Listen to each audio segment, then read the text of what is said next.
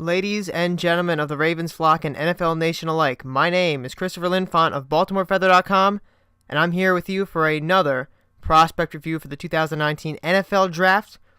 We are about a week out. I am sorry that it took so long to get some more players reviewed here, but had a busy week. But we're going to get all the ones requested from the A.J. Brown video, all of them done, and this will be the first one coming out scheduled for the Saturday before Easter. Now, I hope you all enjoy this video and find it a bit enlightening. Now, of course, this video will focus on the Baltimore Ravens and the potential impact of Deebo Samuel on the Baltimore Ravens. If you're not a Baltimore Ravens fan, feel free to stick around anyway to find out whether or not Deebo Samuel would be good for your team, because we're going to go over all of his aspects in regards of his strengths, his weaknesses, where he would fit, really everything about him that would make, that's important for NFL scouts to know going forward into this year's draft. Now, Deebo Samuel is a senior from South Carolina, the number one wide receiver there. He had a pretty good career with South Carolina. We'll get into his stats in a little bit. But, of course, we're going to start out with the combine measurables and his testing results there. Deebo Samuel, he clocked in a little undersized, 5'11", 214 pounds. Now, that is a little undersized for a receiver, especially a guy you think you can get to be a first-round prospect. This is not exceedingly large for a receiver. He is a bit short, especially the 5'11". You want a guy around maybe 6'1", 6'2" at the lowest sometimes. He could be a slot receiver. We'll see. But in the tape, you'll see a lot of what he can do, and I don't really think that his height and his weight really are a huge factor to deal with. Now, of course, his other measurables here, he has the arm length of 31 3/8 inches, hand size of 10 inches, 40-yard dash run of 4.48, not too bad, not too shabby at all. That's decently fast for a wide receiver, but we're going to see him in tape, and when I actually think of that number, I'll get to that in a little bit. Bench press reps was pretty low at 15 reps, not the strongest receiver out there, but vertical jump 39 inches, and the broad jump 122 inches. So not a bad combine showing for Deebo Samuel, although it is not a real, head turner. It's about average on that. Now, we can take a look at his stats here and start to discern, what kind of wide receiver he would be for the Baltimore Ravens. He was pretty productive when on the field. Now, I say when on the field because if you look at your screen here, you'll see that he only played in 5 games his freshman year and 3 in his junior year, and that is because he has had multiple hamstring injuries throughout his time at South Carolina, and he was off the field for quite a bit of his career there. But when he is on the field, he's very, very effective. Freshman year, he caught 12 balls before going out for 161 yards, an average of 13.4 yards per catch, and a touchdown. Sophomore year, you got 10 games, 59 receptions, 783 yards. Big sophomore year. 13.3 per catch, 1 touchdown though. Junior year only played in 3 games, caught 15 passes for 250 yards, 16.7 average and 3 touchdowns. But could not finish the season. I believe both these injuries were hamstrings, because he did have 2 hamstring injuries in his collegiate career.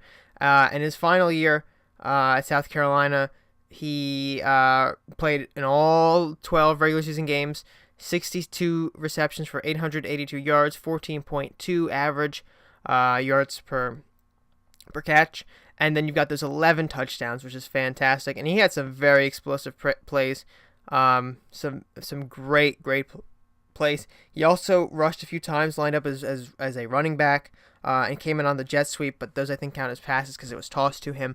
But his production when he's on the field, obviously he does very well. But staying on the field is a big problem for Deebo Samuel. Okay, so now we're going to move on into what is the most important part of a prospect review, and that is film analysis. Now, on paper, Deebo Samuel is not the best wide receiver in this draft class. Obviously, maybe not even top 5, top 10, top 20, because he's undersized at 5'11", and he has those injury histories. When he's on the field, he looks productive, but he's never hit 1,000 yards receiving in 1 year. Now, that's all fine and dandy, but now what's most important about the review, of course, is the film. And what we see on the film, I think, puts Deebo Samuel in a much higher class than if you just looked at what he does on paper, what he is on paper. And the first play I want to show you is a quick, easy little screen, and this play just shows you his quickness. Now, Deebo Samuel has quick moving feet. His stepmother called him sweet feet or something like that. I saw a video where they interviewed her, and that's because how fast he moves with those feet. Now you're going to see, and I'm going to probably comment on this throughout, is I believe Deebo Samuel is actually faster than his combine time. There's no way he runs just a 4.48. Maybe he does, but he looks like he plays a lot faster, and he's very quick, so he can get off of players. And you're going to see that in upcoming plays here. Now, the next play I'm going to show you, here he is at the top of your screen, circled there. This is a good catch, and it just shows you his ability, not only his quickness, but the ability to power through players, which is also going to be a very key aspect of his game, right? So, I mean, he doesn't have to power through a lot of guys here, but you're going to see throughout the tape, he pushes defenders and uses his quickness to escape them. So right there, it shows you that, he has what I believe to be a faster time or faster speed, game speed than maybe his 40-yard dash. And he's just stronger than maybe those bench press reps give him credit for. The bench press reps are measuring his arm strength, but he's got that upper body strength, that center of gravity, so he can push through players and really get those extra yards in crucial situations. You're going to see that again throughout the tape. Now, before we continue on showing you what he's good at, I want to show you what he's really not so good at, and I think that's mainly blocking. Throughout the tape, we don't really see him block a lot, and when we do, it's somewhat lackluster attempts. Now here, he's making really no effort to block here, and I'm not sure if he's just not being asked to block, or if he's just failing the block. Maybe South Carolina was not able to teach him or didn't actually ask him to do that. I don't know, but that would be a concern for the Baltimore Ravens. Obviously, a team that is going to need players to block because it's the nature of the offense. It's a running offense first. Lamar Jackson, as the quarterback, you need to be able to block and really allow runners to get down the field, and every position has to do it. And wide receiver is no exception. The Ravens, of course, signed Seth Roberts to come in and be that kind of wide receiver. He's a good downfield blocker. Now, here's another effort to block I think I should show, just to be fair. Here he actually makes an effort. You can see it, but it's not great. He's really doubling that one guy with another wide receiver there, and this has happened in other parts of his tape as well. You can see another bad block attempt here, and of course we're going to get all the bad blocks out of the way first. It's the same kind of thing. He's double teaming a guy when, two others are going to come in and get this guy who's being screened here. So, not fantastic for Deebo Samuel as a blocker, but, he's not really meant to block. But he does show potential, and this will be the last block play I show in this tape here, just, to hone this point in. Here he actually shows what might be a decent block. He's at the bottom of your screen. And you're going to see him right there. He actually holds that block well. So he could maybe do it, but I think maybe it goes back to the strength he doesn't have in his arms that we saw at the combine. He did not put up a very good number in those bench press reps. But what's the number one thing a wide receiver has to do? It's not blocking, right? No, it's catching. And here you're going to see a great catch, great power move, and watch this play here. Deebo Samuel on the slant. He just pulls that guy into the end zone. Great catch, right? It's a little bit low, and he just pulls that guy right into the end zone. He drags him. So really showing you that body strength he has, and it comes into practice throughout his game. You see that everywhere. We're gonna scroll through to a little bit up here in the game, and we're gonna take a look at another very explosive play by Deebo Samuel here. Here he is in the motion on the bottom of your screen, setting up mainly as a slot here. Takes the snap, the quarterback, and he's going to look deep. And guess who he finds? It's Deebo Samuel, and look how fast he goes. Look at the quick feet he's got. He just outruns that. He flat out outruns that cornerback, number 12. Man, that's fast. I mean, he looks like he's playing faster than that 40-yard time because he's outrunning people in the backfield in that secondary there.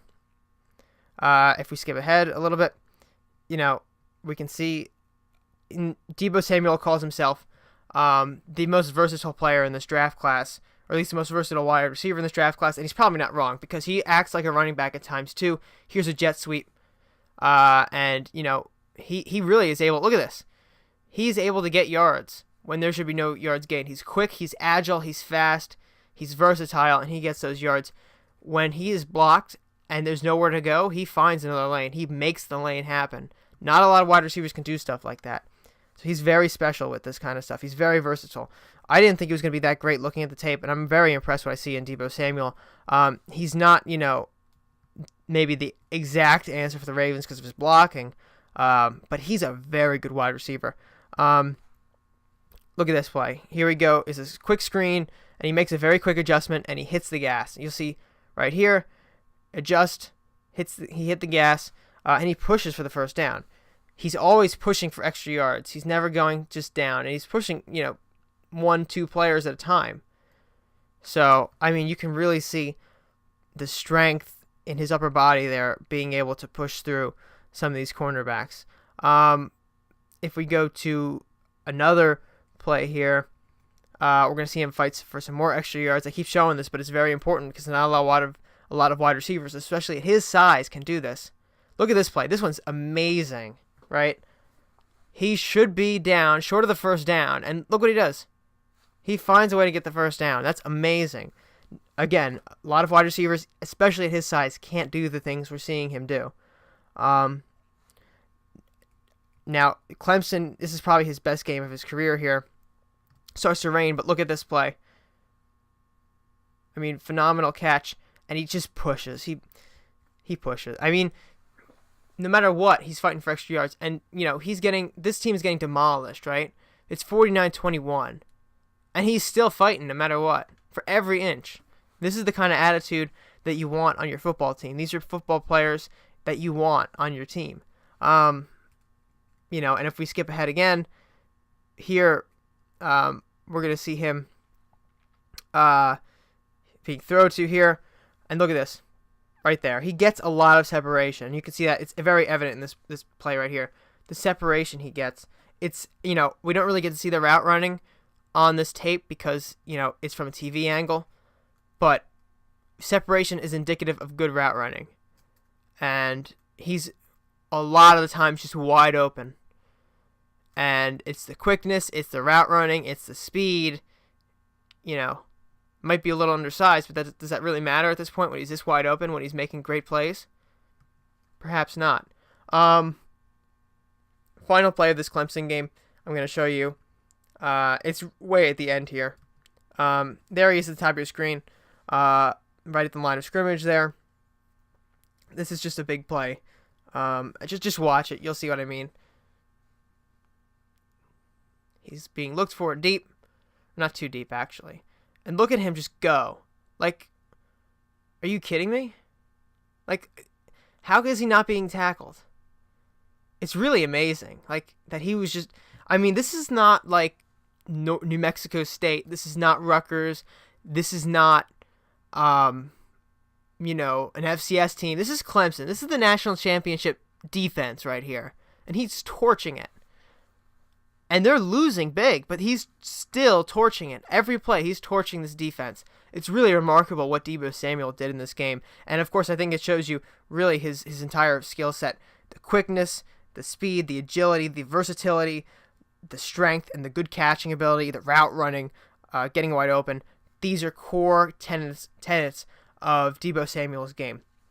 We're actually going to move on here to the Florida game now because there are, we're not going to spend as much time in the Florida game as we did in Clemson, but there are plays that I have to show you here. Again, we're going to show you his versatility here with some of these plays he makes. Right here, we've got him coming around for another jet sweep. He gets a few yards here, nothing crazy, but again, it shows you the versatility that Deebo Samuel possesses, that he's able to do things that, maybe a running back would do. Or maybe even a tight end would do. I don't know. We haven't seen much of that, but I'm just saying he's so versatile. You could really move him around on the offense, and that's a value that a lot of guys just will never be able to have. Now, if we speed up here a little bit into, a little bit in the first quarter here, we can see him against some tacklers, and this is just a big play. And you'll see what I mean by the tacklers here. Would-be tacklers, actually. 1, 2, 3. It takes 3 guys to bring Deebo Samuel down. The third guy did it by the legs. The 2 up there, it's the upper body strength. You can't bring him down. And the quick feet.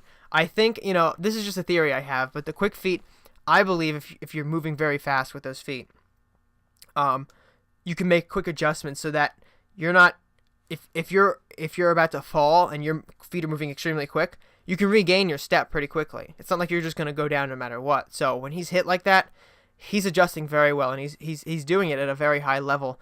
He's doing everything really at a very high level. It seems to be really those injuries that are going to keep him down on this list here. Now, again, you can see his versatility. He's acting actually as a running back. He's lining up as a running back. Very fast, but, the blocking wasn't great for him on this play. But it shows you the versatility. If we go in, we can see another example here of a jet sweep. Right there. Does another one. And this is a pretty good one. He gets a first down on that one. Again, just super versatile. And this is probably the best play I saw of him on this tape. This upcoming one right here. So they're at the 4-yard line, and there he is, right? Gets it. Makes one guy miss, makes two guys miss, makes three guys miss. Pushes one guy down, keeps running. 50-yard line, 40-yard line, 30-yard line. He's got one man to beat, but he just can't get past him. But he drags him for what looks like an extra 5, 10, 15 yards. Maybe even 20. I mean, that is insane. Receivers just don't do that.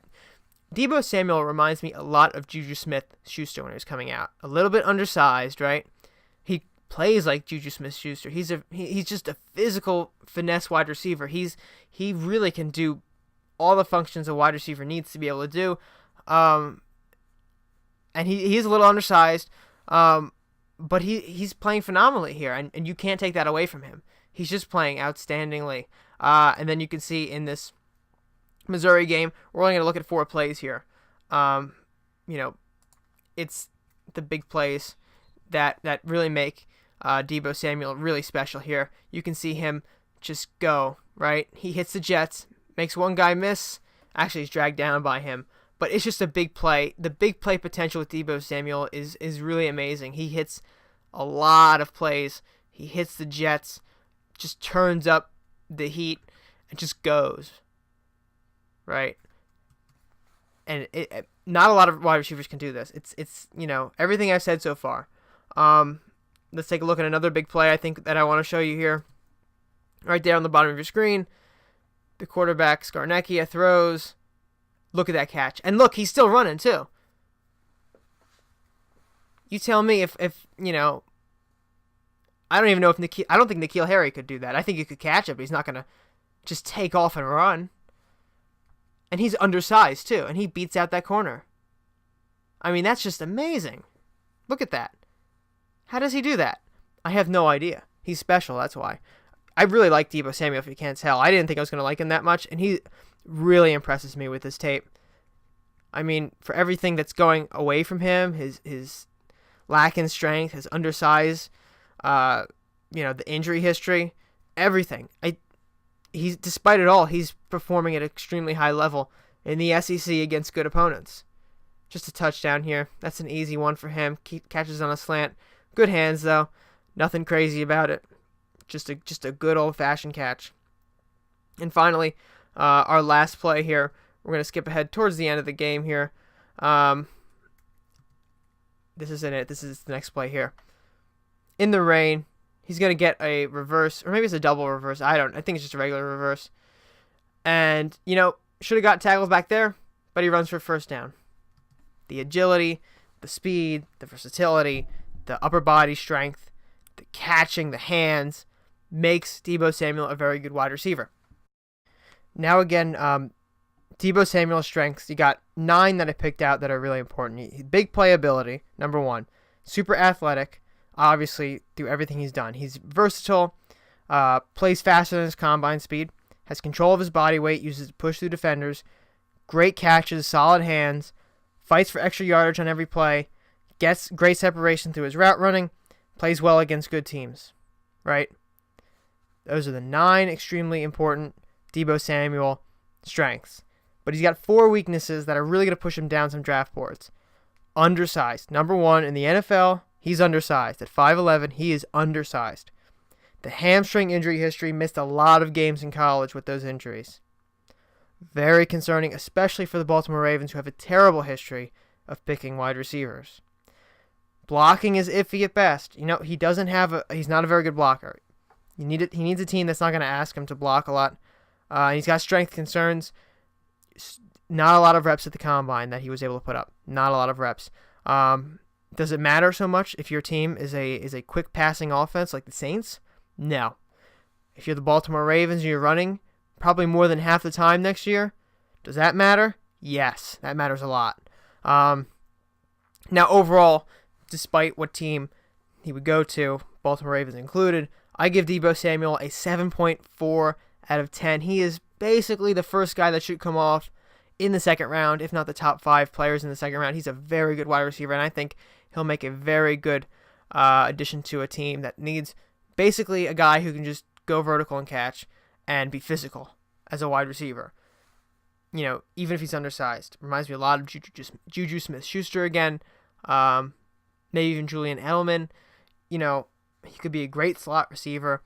A fantastic slot receiver, actually. But he's not going to be he can't be a number 1 or an X receiver for a team that's going to try to be a ground and pound team like the Baltimore Ravens. So again, early second round. The Ravens can get him, and I think they probably should get him if he's in the later second round or he somehow falls to the third round. And I think he's going to be a boom player. He's not going to be a bust. Again, the Ravens can totally get him if they want to, and I'd be fine if they trade up into the second round to get him. And they should if they don't draft a wide receiver, I think, in the first round. If they go with like Garrett Bradbury, or especially if they trade back and Deebo Samuel's on the board, best prospect available, and they want to trade up with the extra capital they got from dropping back in the first round, then by all means go for it. Because it would just make a lot of sense, right? But if they want to get a guy who's going to be the best fit for this offense, I still think it's N'Keal Harry. Even though I love what Deebo Samuel does on tape, still N'Keal Harry is the best fit overall for the offense. So yeah, 7.4 out of 10.0. I think he's a very early second rounder. If he falls to the end of the second round, the Ravens should just go and get him, especially if they didn't draft the first round wide receiver, or they drafted maybe an offensive lineman or edge rusher in the first round. So again, yeah, thank you very much to the viewer who suggested this. The viewer who suggested this one was Andrew Kim. And we're going to go through all the ones requested on that A.J. Brown video from when I responded. This is just the first one. Should be coming out maybe on Saturday before Easter. Up next, we have J.J. Arcega-Whiteside. That will come out later. Maybe even on Easter I'll upload that one. I don't know. But yeah, thank you all for watching. I hope you enjoyed this video. Make sure to subscribe to the Baltimore Feather YouTube channel. And check us out at baltimorefeather.com for all the latest and greatest Ravens news and updates. You can follow me on Twitter at Chris Linfont, or you can follow me at BeMoreFeather on Twitter for all the Baltimore Feathers content. I'll see you in the next episode, and have a great Easter, everybody.